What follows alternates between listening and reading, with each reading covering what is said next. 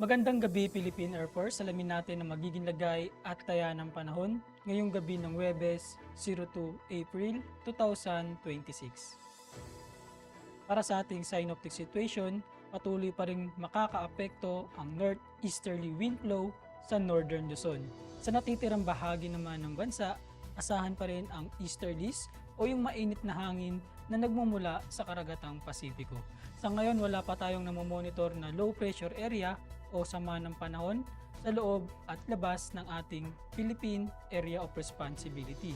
Dahil dito, asahan bukas sa buong Luzon kasama na dyan ang Metro Manila, buong Visayas, pati na rin dito sa buong Mindanao ang mainit na panahon, bahagyang maulap hanggang sa maulap na kalangitan na may mga tsansa yan ng pulupulong pag-ulan, pagkidlat o pagkulog lalo na sa dakong hapon o gabi.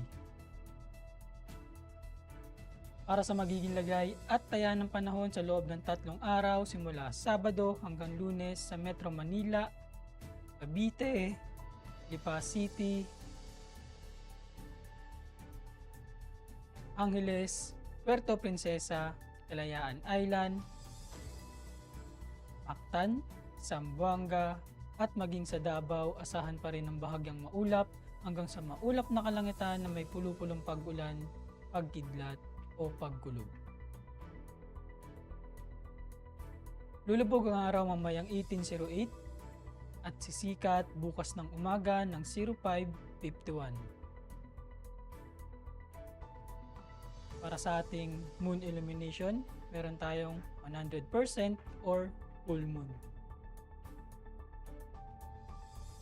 Para manatiling updated sa lagay at taya ng panahon, i-follow lamang ang Air Force Weather Center sa aming social media accounts.